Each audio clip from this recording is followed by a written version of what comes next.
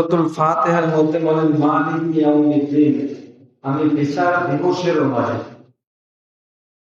দুনিয়ার হাইসিয়তের জিন্দেগিতে আল্লাহ পাক সমস্ত মাখলুকাতকে লালন পালন করেন। সমস্ত মাখলুকাত হাসরের ময়দানে বিনা হিসাবেই পার পাওয়া যাবে। একমাত্র দুই শ্রেণীর মাখলুকাত আল্লাহর হিসাব থেকে রক্ষা পাবে না। সেই দুই শ্রেণীর কথা আল্লাহ পাক কোরআনুল কারীমের মধ্যে, এই মৌলবী, এই কেমন করেন বয়ান শোনেন, জারু দিতে মনে চাইলে আগে জারু দিব, পরিষ্কার আছে, পরিষ্কার আছে, বয়ান শোনেন। খেয়াল করেন, সেই দুই শ্রেণীর কথা আল্লাহ পাক কোরআনুল কারীমের মধ্যে বলছেন সূরাতুন নাসের মধ্যে, মিনাল জিন্নাতি, পারেন না বলেন, মিনাল জিন্নাতি ওয়ান নাস, মিনাল জিন্নাতি। কোরআনের আয়াত সব পাইছেন, বলছেন তো নাকি পাইছেন? সূরা নাসের শেষের আয়াত আল্লাহ পাক বলেন মিনাল জিন্না, জিন জাতি, ওয়ান নাস, আর মানুষ। তাহলে জিন জাতি আর মানুষের হাসরের ময়দানে হিসাব হবে। কারণ জিন জাতিদের মধ্যে এমন দুষ্ট জাতি আছে, মানুষের মধ্যে যেমন দুষ্ট জাতি আছে, জিনদের মধ্যে এরকম দুষ্ট জাতি আছে। মানুষ যেমন আল্লাহর নাফরমানিতে লিপ্ত হয়, জিনেরাও আল্লাহর নাফরমানিতে লিপ্ত হয়। দেখেন না, শোনা যায় অমুকের জিনে ধরছে, শোনা যায় না? দরকার আছে কেন একটা ইনসান, মানুষ সৃষ্টি সেরা মাখলুকাত, এর তো ধরাটা দরকারটা কি?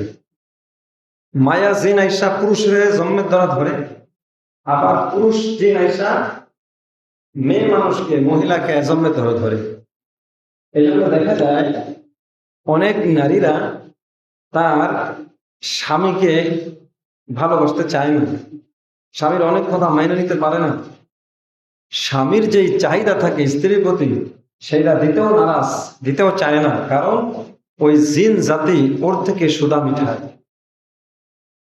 আবার এইদিকে পুরুষ, সেও তার স্ত্রীকে অতটা ভালোবাসতে চায় না, তার স্ত্রীকে অবহেলা করে, মূল্যায়ন করে না, স্ত্রীর কথাই মোটে শুনতেই পারে না, একটু বেশি কিছু বললেই রেগে যায়। কারণ ওই পুরুষটাকে নারী জিন এমন ভাবে ধরছে যে এই পুরুষও ওই নারী জিন থেকে তার সুদা মিঠায়। এই কারণে আল্লাহ পাক কি করেন, কি করবেন? হাসরের ময়দানে এই জিন জাতিকে ছাড়বেন না, জিন জাতির হিসাব হবে। মিনাল জিন্নাতি ওয়ান নাস, এই দুই শ্রেণীর মাখলুকাত, দুই শ্রেণীর সৃষ্টির শুধু হাসরের ময়দানে হিসাব হবে। আর সমস্ত সৃষ্টি আল্লাহর যত মাখলুকাত আছে এদের কোনো হিসাব হবে না। তবে এরকম শুনেছি মুরব্বীদের থেকে যে একটা গরুরে এই যে দেখবেন যে গুঁতো দেয়, ধাক্কা দেয়, দেয় না দাদা? দেয়, একটা গরু ধাক্কা দেয়, একটা ছাগল আর একটা ছাগলের ধাক্কা দেয়, গুতাগুতি করে, দেখেন না? সেদিন মোবাইলে দেখলাম, হায় হায় রে, দুইটা ছাগল এমন ভাবে লড়াই করতেছে অনেক সময় পর্যন্ত, মানে জেদ এমন ওটা উঠছে যে একটার মাথার সাথে আর একটা মাথা লাগাইয়া, মানে একটাই কিছু দুর্বল হয়ে যায়, যেটা দুর্বল হয় সবলটায় ধাক্কাইতে ধাক্কাইতে অনেক দূরে নিয়ে যায়। আবার যখন এইটা ক্লান্ত হয়ে যায়, তো ওইটা আবার ধাক্কায় ধাক্কাইতে এটা অনেক পিছনে নিয়ে আসে। এই যে লড়াই, এই লড়াইয়ের কারণে হাসরের ময়দানে নাকি এক প্রাণী আর এক, আল্লাহ পাক নির্দেশ করবেন তুমি ওর প্রতি জুলুম করছো, যেই পরিমাণ তোমার আঘাত করছে তুমি তাকে ওই পরিমাণ একটা আঘাত করো। আঘাত করার পরে আল্লাহ পাক বলবেন বিলীন হয়ে যাও, নিশ্চিন্ন হয়ে যাও। ওরা সঙ্গে সঙ্গে বিলীন হয়ে যাবে, নিশ্চিন্ন হয়ে যাবে। সুবহানাল্লাহ বলেন। আর শুধু দুই শ্রেণীর মানুষ এবং জিন, এই দুই শ্রেণীর আল্লাহর আদালতের সামনে পরিপূর্ণভাবে হিসাব দিতে হবে। কিতাবের মধ্যে আসছে, হাদিসের কিতাবের মধ্যে আসছে, হযরতে মুআয ইবনে জাবাল রাদিয়াল্লাহু তাআলা আনহু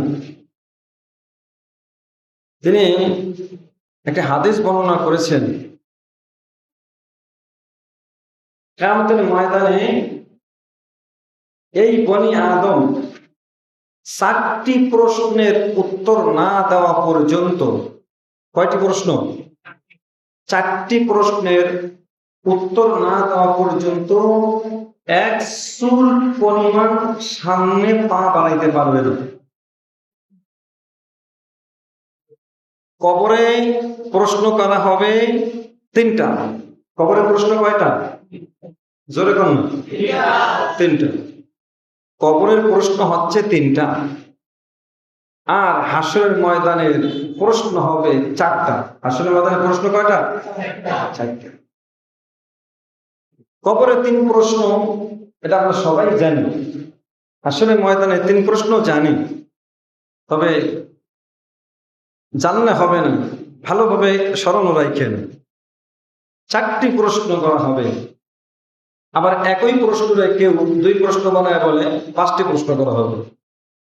মূলত হাদিসের মূল কথা হচ্ছে 4টি প্রশ্নের উত্তর না দেওয়া পর্যন্ত বনি আদম এক চুল পরিমাণ সামনে পা বাড়াইতে পারবে না। তা এবার 1 নম্বরে, নাম্বার 1, আল্লাহ পাক বলবেন, তোমার 40 বছর হায়াত দিয়েছিলাম, 50 বছর হায়াত দিয়েছিলাম, 60 বছর 70 বছর হায়াত দিয়েছিলাম। এই হায়াতের সময়গুলো কোন কাজে ব্যবহার করেছো? কোথায় সময় ব্যয় করেছো? জবাব দাও।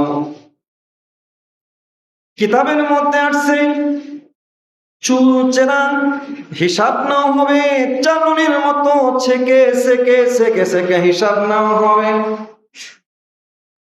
وَمَن يَعْمَلْ مِثْقَالَ ذَرَّةٍ شَرًّا يَرَهُ, জাররা জাররা পরিমাণ হিসাব নাও হবে। এই জাররা জাররা পরিমাণ হিসাবটা কেমনে নেবেন? হাদিসের ব্যাখ্যায় আসছে, আল্লাহ পাক প্রত্যেকটা বছরের হিসাব নিবে। বান্দা 50 বছর হায়াত পাইছো, বছরের হিসাব দাও। প্রতিটা মাসের হিসাব নেওয়া হবে, মাসের হিসাব দাও। প্রতিটা সপ্তাহের হিসাব নেওয়া হবে, সপ্তাহের হিসাব দাও। প্রতিটা দিনের হিসাব নেওয়া হবে, দিনের হিসাব দাও। প্রতিটা ঘন্টার হিসাব নেওয়া হবে, হিসাব দাও। প্রতিটা মিনিটের হিসাব নেওয়া হবে, হিসাব দাও। প্রতিটা সেকেন্ডের হিসাব নেওয়া হবে, হিসাব দাও। আল্লাহু আকবার। ভাইরা চিন্তা করে দেখছেন? বৃদ্ধা বাবারা চিন্তা করে দেখছেন হিসাবটা কেমন হবে, কত কঠিন হবে? প্রতিটা সেকেন্ডের সময় ধরে ধরে আল্লাহ পাক হিসাব নেবেন। ওয়া ইয়ামাল মিসকালা যাররাতিন শাররান ইয়ারা, এই সেকেন্ডের হিসাব ধরে ধরে যখন মানুষের হিসাব নেওয়া হবে, বলেন তো দেখি 50 বছরের প্রতিটা সেকেন্ডের হিসাব আল্লাহর সামনে দেওয়া সম্ভব হবে? কথা কয় না?